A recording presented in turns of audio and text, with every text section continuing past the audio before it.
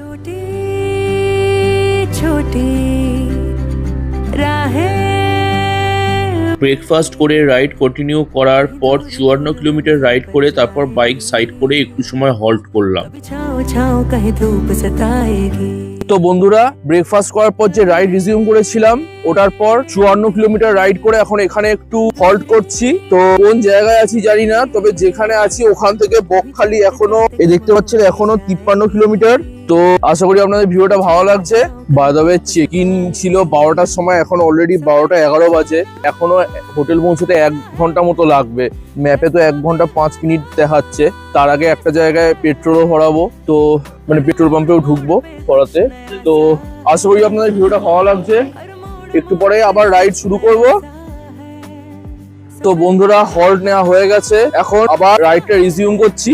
হোটেলের চেক ইনের রেসপেক্টে অলরেডি আমি 1 ঘন্টা লেটে পৌঁছাবো। যাই হোক, এনজয় দ্য ভিডিও।